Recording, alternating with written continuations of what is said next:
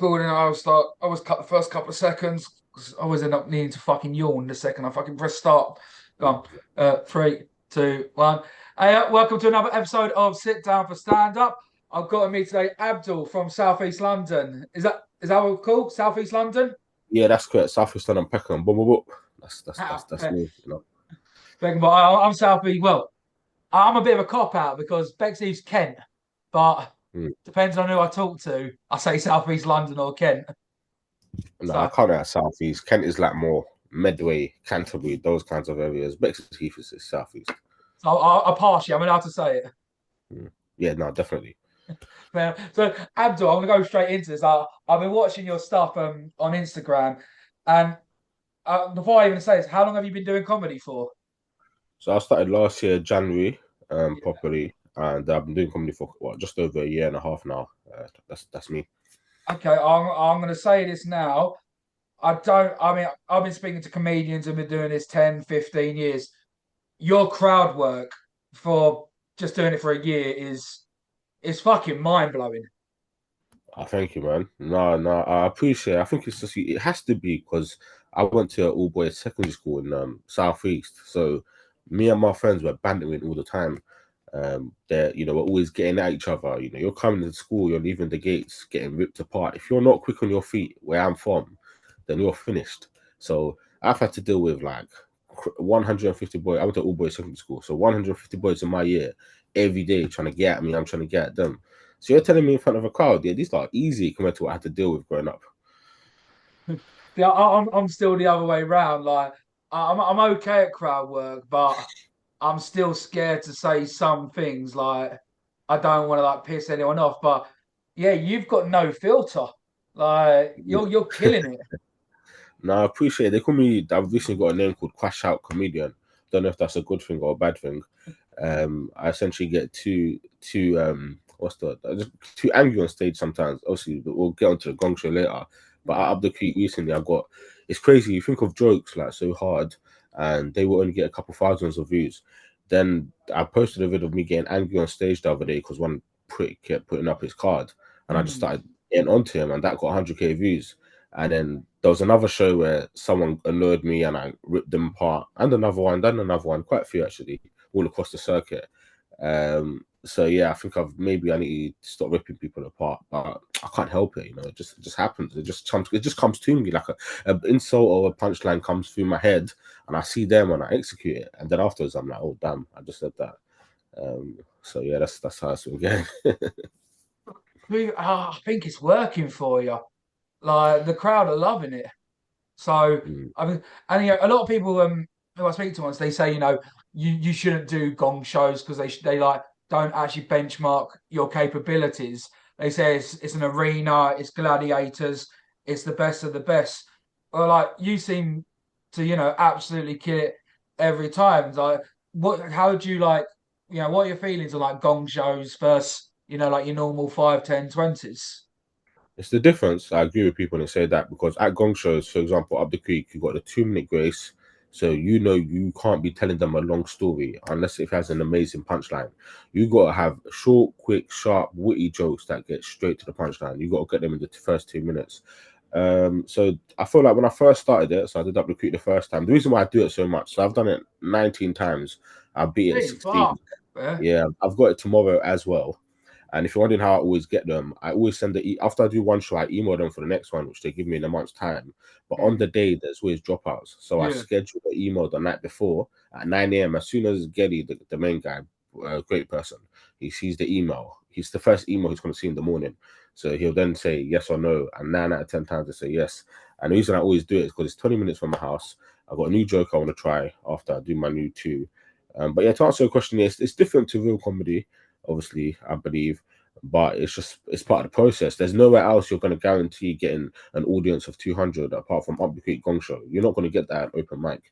You can only do Comedy Store once. I've done it 3 times. I've beat it twice. I've lost it once with the audience. I came on and I beat it purely with crowd work because the mic cut off 2 minutes in.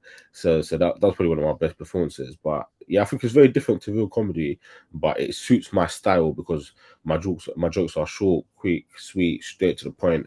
And then the day, if you do them, so I done up the creek, I've done it so many times. That's how I got my 10-minute spot there, which I've got coming up.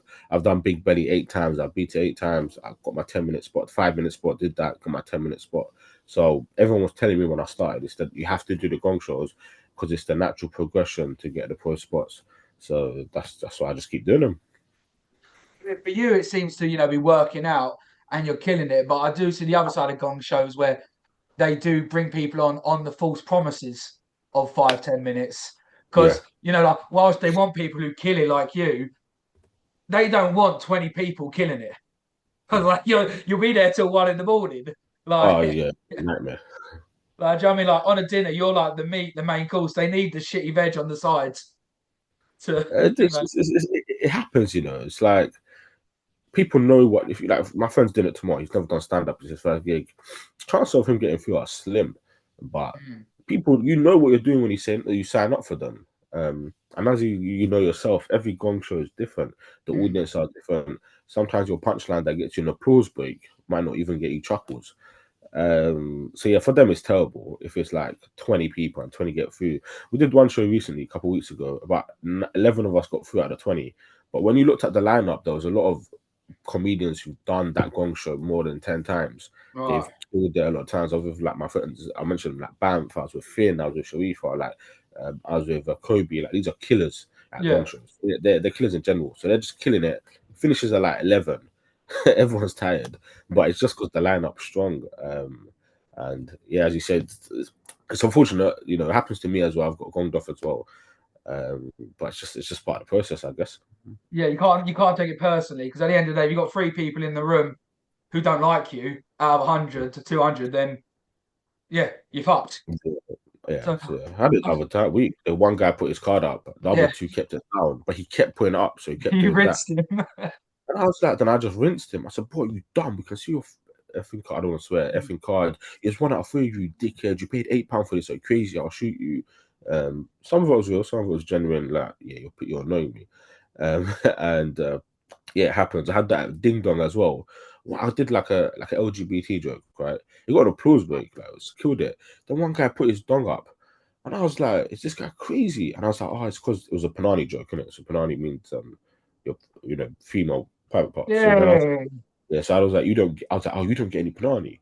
And then everyone started laughing, and then I never knew he was gay. So he was like, "Oh yeah, of course I don't." And then I was like, "Yeah, of course you don't." And then went back and forth a bit. Well, you Everyone did his started dying. impression. Fucking Yeah, love basically, that. I mocked him, innit? I mocked him, and then that's the reason I didn't win. They came up to me afterwards. They're like, "Oh, you're the best on the thing by far, but you can't be mocking the gay guy." I was like, "I didn't mean to. He did it, so I just did it back. I just did what he did." And then I won it the week after, so it was all right. To be fair, I disagree with that. I think if they're going to heckle a comedian on stage, they've got to be willing to take it back. Like, well, whatever. Like, you've become open game now. So, and if he was gay, that's the thing you gun for. That's the thing you gun for because we all look at like our main stereotypes about us, and that's the thing you got to gun down. So, I was like, what was it like doing comedy, gong shows down south as it was? Because you done a Frog and Bucket as well, haven't you? Oh yeah, that was fantastic. Yeah, Yeah, yeah. I done Frog and Bucket. So the difference is Frog and Bucket's more daunting because it's bigger. I think it's bigger because you got upstairs and downstairs. mm. And in your head, you're thinking. So the first time I did it, I went from Nottingham because that's where my partner stayed at the time. Um, and you're thinking, wait, hold on, I'm traveling all the way like 3 hours for 5 minutes, if lucky. And Yeah. I know like killer comedians who've like killed up the creek, who've gone to Frog and Bucket and not made it past, and not beaten it. And I'm thinking, no, that can't happen to me. Like, so you're way more nervous because I do economics. Like, I work in financial industries and insurance. So I'm a businessman, so I'm thinking the mathematics on you doing all this journey to not make it, it will hurt way more. Because if I lose that up the creek, it's fine. I got 20 minutes home. I'm home. Yeah. I lose that Frog and Bucket. I got a long, lonely journey home. Yeah. So there's that. It's a lot more pressure in that way. Um, but they're even better. Like their audience is just like fantastic. Like every joke was. I mean, I had to leave the first time. I probably would have won it, but I had to leave because my last train got cancelled. So if I Oh, didn't catch it, there's no way for me to get home. Then the second time I got to the final, and my friend Fab won, but Fab was fantastic that night. He's a really good comedian. But yeah, I think up north in general, like up north or out of London, the audiences are always better. They're Mm. happier, they're showing more risky stuff. They're more willing to do the crowd work. They're just better as a whole, in my opinion. So yeah, Funga Bugger was great. I literally opened with there was a few dropouts today, so the organizers went and recruited me from Covey Mall. The MC almost like, because obviously that's their main strip, all the Asians are. We don't have that Yeah. in London, but we have Whitechapel, but they have Covey Mall. And then the organ MC almost spout his water. So yeah, no, I love Fog and Bucket. I just wish it wasn't so far. I've done it twice.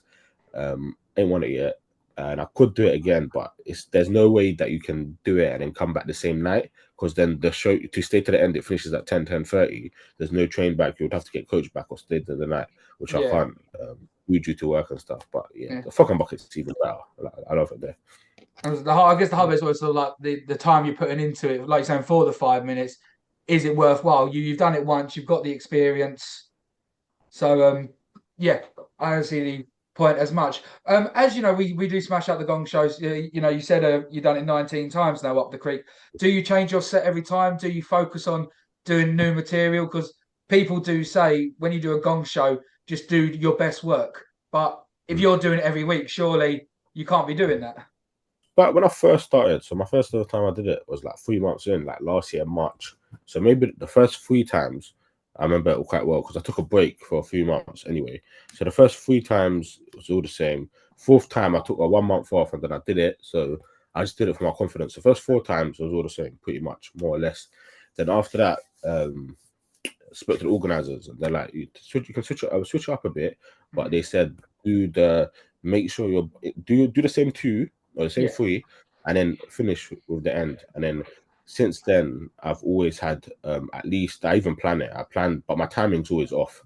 In terms of getting like the last joke in. So if I plan to get 3 jokes in, I might get 2 new ones.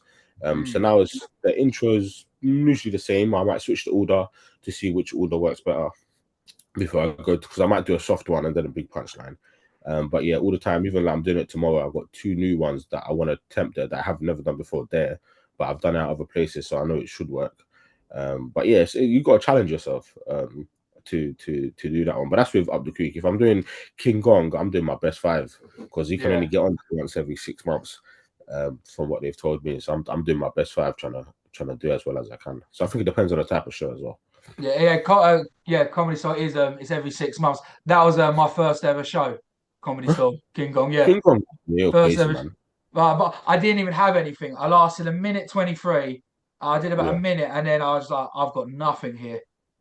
Like, but it's brutal there. Like the guy after me, he lasted about 7 seconds. He opened his mouth. They realised he was from New Zealand, and they just fucked him off straight away. Like, I saw that one time. I saw one guy, he came from the audience and he started off like, thank you for having me again, guys. Last time I was here, I got gonged off straight away. As soon as he said that, I promise you not, less than 10 seconds, bang, bang, bang, off again. And I yeah. was looking, and then that day I got on from the audience as well. And that was the first time I beat it. And I was like, oh, yeah, they killed you, man. Like, but you set yourself up, because you know at King Gong, like, the first time I did it, I didn't beat it. Right? I was killing it. I was 3 minutes in, I was on cruise control. And Mm. then I must have done a football joke that worked out up the creek the week before. So I thought, yeah, it worked there, it'll work here. Tried it, didn't land at all. Bang, bang, bang. One joke gone wrong, 3 cards, I'm off 3 minutes in. Yeah. So yeah, that's when I learned not every joke works in every place, and been learning ever since, really.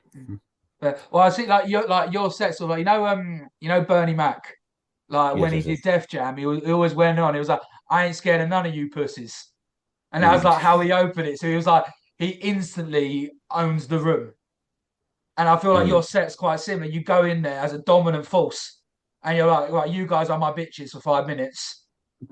Sit back and relax. You Yeah. talk to me, you're gonna get slapped down a bit. Yeah, basically, but in a way, yeah. I like it when they talk to me though, because Hmm. that's when in my head I'm thinking, like, I got when I did get gonged off recently, I was like, I got gonged off, but I know I got a clip here, so I know I Hmm. can get 2 vids out of this, and I know it's a vid of me getting angry that's gonna get the numbers, and the other one of me just rinsing this person. Like last week, 2 weeks ago, I was so annoyed because there might have been 10 seconds left. I'm gonna post it today actually, and then a guy a lady and a woman was at the front, and she was like making so much noise, commotion, like the front row. And I'm like, excuse me, ma'am, like, I'm killing it. Like you're disturbing me. I'm killing it right now. Yeah. She carries on making noise. I was like, bro, like chat to your girl, patting your girl, fam, like patting her now. Audience started laughing. And then obviously in my head, I'm like, yeah, this is good. I'm gonna rip her. And there was another girl in the audience who she was straight, but we all thought she was a lesbian. So in my head would have been like, oh, I would have got Denise the lesbian to sit on you. She's a healthy girl. She was quite big. And that's was my like, I already had it lined up. Ding, like I beat the time. And then afterwards I was like, oh, you're lucky. Yeah, so the time went off. So I was like, you're lucky, you're lucky. And as I'm getting off the stage, I'm putting like my middle finger, doing the thingy sign. And then Andrew, the MC, Andrew Mensa, big him up. He's flipping hilarious. I'm good friends with him outside of comedy as well because we play sports together. So as I got off, he's getting on. I'm like, yo, whip her for me. I couldn't do it. So I need you to do it. And then that's what he did. He went on, spoke to her, told her, you know, you need to behave yourself, innit? You're just lucky Abdul's time was done. Kind of thing. So yeah, I love it. Like, please, like, I'm literally like begging you to say something while I'm on stage because it won't end well. Like, I'll get a clip, which is what I want, and I would rip you, and I'd also be able to think on my head. But there was a point where I kind of was. I spoke to a comic. I don't know if you know him, Bemi. He's an MC at Yeah, the Creek, is he the and one who always wears the trackie? yeah. No, Yeah, the trackies. Yeah. So that is them two they're always do like it a together duo, isn't now. it? Yeah, they're the duo. Yeah, I think they might have done last week. They did last week. They did last week, yeah. Yeah. So not the tracky one. That's Andrew, and then Bemi's the other one. Big him up. He gave me like loads of advice when I first started. When I first started, I was kind of cheating in the way that I was doing material, and then if like material wasn't really landing, I'll just start doing crowd work, and my crowd work was mainly roasting people, and it was working me, and it was getting me so far. But then he told me, listen, you can only do that so much because you can't do that everywhere you go. So you need to write more stuff, and then that's how I was able to, you know, write more jokes and turn a 5 to a 10 to a 15 to a 20. So there was one point I was doing way too much crowd work. I was kind of using it as my cheat code to escape writing jokes. But yeah, I love it. That's my favorite part of comedy. I would say people are in complete opposite of that. They write all their jokes to avoid crowd work. So you're Oh, sort of really? doing this like the backwards way a little bit, but it's working. Like, Yeah. because yeah, I always think crowd work is the most creative form of comedy. Like people can write a joke and say a joke, but when you're on the spot, you know, there in that moment, what comes to you, you know what I mean? Like, it's magic. So I applaud that.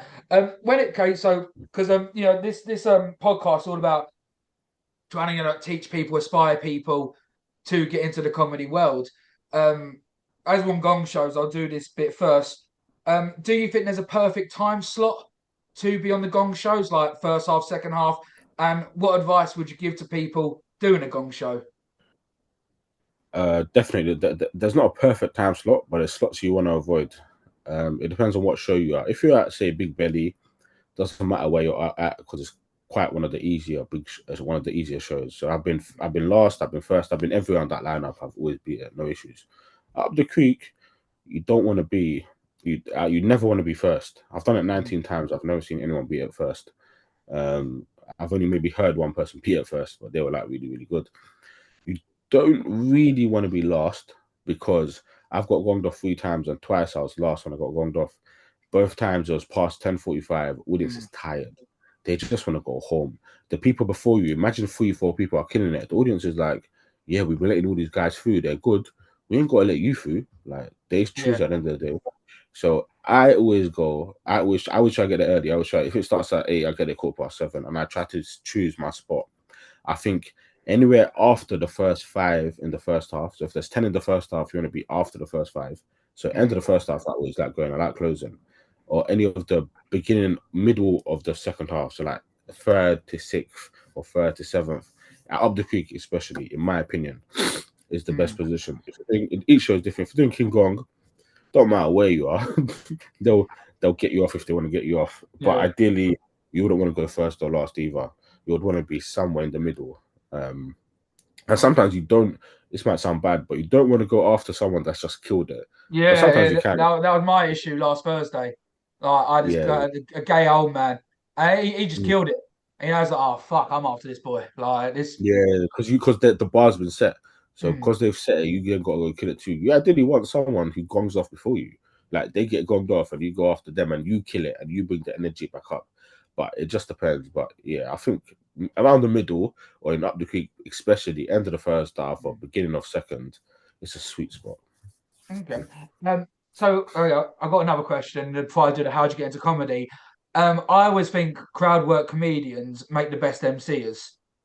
Mm. Is that something you would look to transition into doing? I'll be honest, they've asked me a lot, like Yeah. a lot of places, even like the open mic places. They literally say like you're probably a better MC than you are a comic. Um, Only reason I haven't done too many, I've done a few, I've done about 4 or 5, but it's just simply like just due to work. Mm. Like I've also I work in quite a lot. I work like 9 to 5, or sometimes finish at 6, and yeah, so work's quite a lot. And then because you're MC, you have to be at the start of a gig to the end of the gig. And like for Mm. example, like TNT comedy, I don't know if you know, you probably know it, it's Camden. Yeah. It's a long bloody night. You're there from like 8:30 to 10:30, 11 maybe. So sometimes it's quite, in terms of the timings, it's quite tough for me. I like just going to shows, doing my set and going home. I'm a simple person. Or going to another Yeah. gig and doing 2 shows one night. But I can see why people say that, and I probably do agree with it to an extent. That if Mm. you're good at crowd work, you'll be better as an MC. And a lot of even normal comics like Bayesian, like Nico, like Bayesian, the comedian who goes by Nico Yearwood from Top Secret, like he's probably one of Mm. their best MCs that I know. But as well as he's a killer when he does his sets as well. So yeah, actually it's quite intertransferable. You can do both. Mm. Okay. Yeah. 'Cause I think you'd be absolutely bomb MC. I guess like I said, the problem with doing like your 9 to 5 job, you're up again at 6 in the morning, rinse and Yeah. repeat. And like Mm. a lot of the gong ones, they are during the week. So yeah, there's no like respite, no rest. So the initial question then, how the question I usually start the bloody podcast with, how did you get into comedy? So I would, in hindsight, I should have gotten to it a long, long time ago. Mm. Yeah, when Like you said a year, I was a little bit shocked. Can't lie. yeah, I started Uh, literally last year January. What I should have done is, in hindsight, I should have gotten. But before, so basically, I started comedy last year Jan. But before I started, I was going to every show in the country. Like in terms of like, I was always good. I've been up the creek. I've been Top Secret. I've seen my favorite to see, or the best show I've seen was Mo Gilligan, up the creek working progress. That's when I knew mm, working progress are the real shows because they try their stuff. It's the best of the best.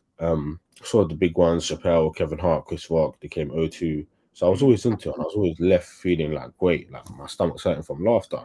yeah. And my friends always said it for like years. They said it for years. Like for I was at 3 companies in each year, and 3 years in a row I won like funniest person in the office without really trying. And then I'd also when I was 16 at prom I won like funniest comedian guy, like class clown. So I've always Mm, won all this stuff, not meaning to. And then I should have got into it after uni, but then COVID hit. mm, So COVID hit. So I graduated 2021, or it should have been 2020, ended up being 2021. And I was meant to do it. I said, yeah, I'm going to do it after I graduate. COVID hit after I graduated, I got a grad scheme job, kind of just went into the corporate world. yeah. Went to a show one time, and it was Josh James was MC. He's at Up the Creek. He was MC, and I was sat at the front. I wasn't meant to be. My cousin sat us at the front because I came late, saved my seat. I said, "Why are we sat here? You know what's going to happen." He then obviously tried to, You are. yeah. I was like, you know exactly what's going to happen. He then tried to pick on me as he was meant to do, and then I just said something back. I was like, "Yo, chill, Essex boy. I will finish you in it. Like I will remove that ton of you right now." The crowd went off. They went crazy. He's like, oh, me, all right. Me and him went back and forth for a solid 5 minutes. No joke. We went back and forth, right? And then he loved it. And then he came up to me the show after. Like there was a break before Mo got on. And then it was on Mo show. And he was like, oh, mate, you should do comedy. Like you're witty, you're fast, you're quick. Mm, I said, me, comedy? Nah, no way. Then there was another open micer there. And he said, listen, just join this Facebook group. They do a gong show here. Join this group and do like 4 or 5 open mics. See how you like it. I said, all right, cool. We'll see. Mo also went on stage, did a bit of card work with him, and I always loved comedy, but I always knew I was like naturally funny from what people told me. But going on yeah. stage is a different kettle of fish. It's hard.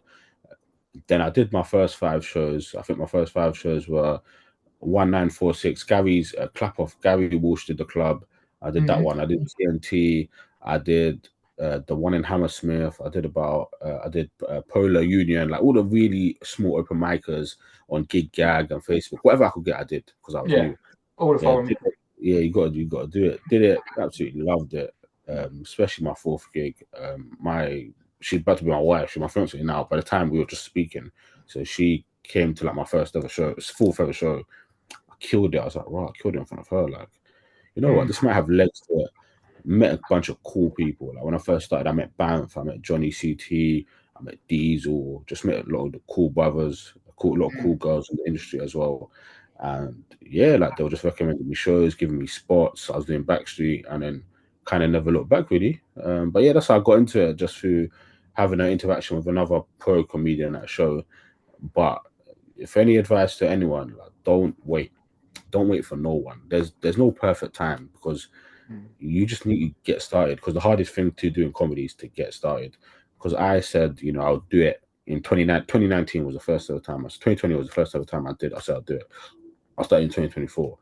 In hindsight, I'm looking at it thinking, if I started in 21 when I was fresh out of uni, with the amount of crazy stories I had, with how unapologetic and un-PG I was, I would, in my head, I'm thinking, I don't know. I don't know where I would have been right now, but I know I would have been in a much, better place in the game.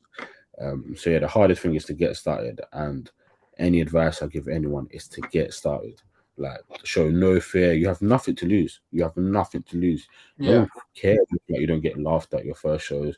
Like, don't take it too personally. It's just comedy. You're going to go to open mics. There's only going to be 5 audience members. All 5 of them might even be comics. But no fucking worse, man. yeah. We've all both been there. We've all been there, done that. We've all been there. So yeah, just get started, man. Just get started. Don't show no fear. And when you first start, people are really welcome and warm. I met someone called Ibs Sese, and a good friend now. He literally said, "Yeah, download this app, do this, go to this show, that show," and before you know it, I'm getting like 4 or 5 open mics a week. So yeah, just get started, and don't show no fear, and don't wait for no one, because one thing in life that don't slow down is time. You're always going to get older. Time's always going to get shorter. So the quicker you get started, the better it's for you and everyone else. Yeah, that's absolutely amazing, amazing advice. I'll do a question I always do on every podcast. If you've seen them, I always ask it. What's been your best moment on stage, and what time have you bombed the hardest? Because we've all been there. Best moment on stage. I've got two. I've got 2 in particular. Number one was definitely when, because I don't think anyone's ever done this before, when I beat King Gong with no audio, so there's no mic. So I was killing it, came from the audience. The mic has now cut off, right? I need to post these videos. And I'm shouting, like, I'm like, hi! Like, I'm doing like this, like I'm on fit. I'm like, hi, it's Abdul from Beckham. The audience are laughing. And I didn't realize I repeated the same thing like 4 or 5 times. And then they're laughing and they're giving me applause breaks. And then, because the sound system has cut off, Simon from the booth had to be like, hallelujah. So I've beaten the 5 minutes, but I don't even know that I've done it. No one knows, because there's no sound system. The stream, everything the tech just went blank. So I'm just carrying on. I'm like, yeah, doing my jokes, shouting on stage, right? So everyone can hear me. I got full vote. And then they're like, no, you beat it. And I was like, oh, really? Oh, what is that? Yeah, you beat it. You're through to the final. I was like, oh, thank you. I was like, oh, thank you, guys. Like, I didn't even realize that I beat it, because there's no sound system. Come to the break, everyone's like, because I'm the only person at that point, and another guy, but he shouldn't really beat it. But I'm the only person that's half time, and everyone's come up to like, oh my god, like he was like, oh, Simon got the mic back. He was like, he saved the first half, didn't he? Because I was the only one that beat it. Audience was uproared, there was uplifted. I'll probably say, yeah, that's one of my, like, definitely up there. I didn't really care that I didn't win. It's the fact that I beat it. The first time I did it, I didn't beat it. So I can now turn around and say I beat it. Everyone came up to me. They showed me a lot of appreciation and love. And a lot of people saw that video on the stream as well. Like, as soon as they saw it, I did Backyard on Tuesday. I did Up Creek on Thursday. I did Hern Hill on. That's the first week I did 5 and 5. I got invited to a theatre show on Friday, because they all saw me do that gig. So the opportunities went up as well. So yeah, I think that was probably my best bit. That one, first ever time winning Up the Creek was sensational as well. I got too many, but that one as well, because I beat it on my second time, and like I remember it was during Ramadan. I had a gig that night, got cancelled. I emailed them. I didn't know them too well at this point. I emailed at 5 p.m. I'm thinking he's not putting me on the lineup. Email me back 5 minutes later. Yeah, we've got a spot for you, mate. I'll put you at the end because I know you're fasting. I was thinking, wow, what lovely people. Went on, I was bricking it. I was the 20th act. It's about 10:45. Went on, I did my set within like the first 30 seconds. I knew I had them. Like I Yeah. did a bit of cardio, they were laughing, and I had something I call the flow state. It means like you have the audience, whatever you say, you can even say something wrong, it's gonna land. Every joke landed, end up winning that night. I did a little speech at the end, and I was like, "Wow, I'm 3 months into this. Didn't really know where it's going to take me. Don't really know what's going to happen." But nights like this showed me that there's bigger and better nights and bigger and better things to come. And I had to just thank everyone so much because it was packed that day because it was a bank holiday. It was in April actually, so that was number two. And I'll have to give the third one was when I did. This one was important to me because I always wanted to do it. Hot water comedy because I used to Yeah. see Smith always post vids online, so I knew it was probably arguably the biggest comedy club in the country, and yeah, I had to do that one, and I did 10 minutes there. They gave me the spot on the Monday. They changed the spot now from a Monday to a Sunday, and I did it. There was about 400 people. It was packed. 400 people, like the whole room. They opened it, and the guy before me bombed. I went on, and I think the first joke I said, our first joke I said is like I got a very different energy to the guy before me. They also started cracking up. 10 minutes, I had them. I was killing it. It was so Yeah. annoying because as soon as I finished, I ran for my train. I ran for it. Yeah, before I could even run, the other person, Binti wasn't there. He's the owner, but someone else ran outside and they grabbed me. They're like, "Listen, give me your details. We need you to come back. We're gonna book you in for more dates. I know you got to get a train back to London, but I need your details. Like you can't leave here without us getting your deals." And I was like, "No, thank you so much." And a bunch of other people, like audience members, just came out to just say, "Wow, you're hilarious, mate." And none of them look like me, none of them are from any background like me, but they're just showing me so much appreciation. They're like, "Oh, mate, you want me to buy you a drink? Like, mate, let's take Mm. it together." I was like, "But I'm not a celebrity. Like, I've just been starting this." Right. And Was that the Liverpool one or the Manchester one? I know it's good that we don't do Liverpool. the accents on stage, isn't it? Yeah, Like, yeah, yeah. I'm terrible about the accents. It was a Liverpool one. Yeah, it was a Liverpool one. Yeah, they showed me a different kind. They're probably the best audience I've ever had because I said some crazy stuff on stage, like racist jokes. Any joke you can imagine that will get me cancelled in London, I did there. So mm. yeah, sorry, I know you asked for one, I ended up giving three. And the biggest time I bombed, yeah, bomb number one, King Gong, was when I did that joke, yeah, and you could literally hear a pin drop. It was a football joke. It worked out the creek. It didn't work at King Kong. You could hear a pin drop, bang, bang, bang, off straight away. Oh. Um, What was the joke, if that you don't was mind me asking? no. I'll tell you, it was like I did my gambling joke, and then I was like, "Oh, it's like Tottenham thinking they win a trophy every season, but they don't." I did this. Everyone's just quiet. I'm like, "What do we think of Tottenham?" Yeah. And obviously, Shit. what do you think of shit? Tottenham, thank you. That's all right. That's what you're meant to hear. Yeah. I ain't hearing none of that. All I have is bang, bang, bang, gong, gong, gong. So that Oh. one, I think that's definitely bomb major number one.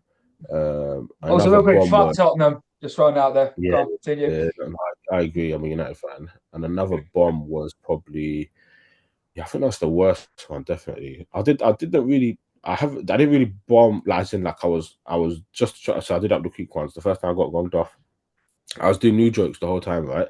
Not a single one landed for the first 90 seconds. So Mm. you're not hearing laughter. These are like card before the cards go up. And then I was like, all right, listen, relax, mate. I'm trying new stuff here. Let me do the normal stuff. Switch to the normal stuff. Got the applause back. I said, all right, cool. I got them. Got to 2 minutes. They didn't card me. Then it got to, then I thought, yeah, I got them. Let me do another new one. Did another new one. It was a dark joke. They didn't like it. Bang, bang, bang. Card. And that time I learned never start with new material. Yeah. And yeah, that was a Starting in with hard. your strongest. It It's was a hard bomb. So I've had everyone's had their bombs. Obviously, the mm, normal open mic ones, but then again, there's only 5 people, so I don't know how much laughter you can get. mm. Um, there was one I did. Yeah, there's another one I did. So you think you're funny? Yeah. The heat. I was really excited about the heat. I should have never agreed to the time. It was 1 p.m. on Angel on a Sunday. I got there. Right. There's like Mm. 6 people, and 6 of them are from two comics families. So there's basically no audience members. And like I'm doing my normal jokes, and it's like it's getting chuckles here and there, and it's not bombing. But once you got off, you knew that yeah, I'm not getting through to the next round. Like the people I've got through are the two comics who brought their family members because they Yeah. laughed with them, they didn't laugh at anyone else. And it's not really their fault, is it? Because it's 1 p.m. on a Sunday. Who's going to attend? I should have just done the date in backyard, but at that time I hadn't done Angel, so I wanted to do Angel. Yeah. You got to Uh, tick it off the box as well, innit? Like, so, yeah, uh, so that's yeah. Those, uh, those are my like good ones and bombs. And that's why I'm not particularly fond of bringer nights because I feel like one, like people who bring like they're only going to applaud for their mate, and then they're not Mhm. going to show any interest. And question I want to ask you: would you say your favorite joke is your best joke, or do you have a joke that you personally you love, but it doesn't hit as hard as the others? Um, it's up there with my best jokes. It's my Mus joke. I don't put well. That's the thing. So the stuff I post online is only ever crowd interactions and new jokes that I probably might not use again, or I've only used sometimes. I never ever post the best ones because Mm, if you want to see that, you come see me. no, Kind of because if you see it and then those ones like if they've already seen it online and then they see me face to mm, face, they're not gonna laugh as much because they've already seen the joke. So my no. best one is a gambling one, and that one usually does land the best. That one, I know there's the ending of that joke where I say my wife, my cousin, kind of thing. That's the joke. Oh, okay. That's one of my favorite. Yeah, that's one of my favorites, and it lands well. But my recent favorite one, um, like yeah, there's a recent favorite one. It's a Muzz joke and it's relatable, so I like that one too. But there's this one joke I was doing and it worked sometimes, then it stopped working. But I really liked it. I'll tell it to you. It's very simple, but it don't work no more. It's kind of upsetting. So I posted it. The one time it worked, I posted it, but it don't work anymore. It was basically like back in the day, if they try to rob you, they'll make you jump up and down. Mm. Yeah, they did this so they could hear the change in your pocket. They did this so blind people can join the gang. It worked like maybe once. As soon as it worked, I posted Mm, it, right? Never worked again. But I like that joke because it's a true joke. But mm. it doesn't work anymore. I like that one. What are your thoughts on like different races doing Muslim jokes? I think that's fine. Because Like I think it's I've got two Muslim jokes in my set, and mm, they've never banged. And like what okay, this isn't one, but one if I'm ever bombing, I now just say, mm. "Oh, call me Israel," because I've just bombed. Like Ooh, ooh, I like to, yeah. what was it? Never go up to a Muslim girl say you're going to give her the pork. No, They yeah, don't. yeah.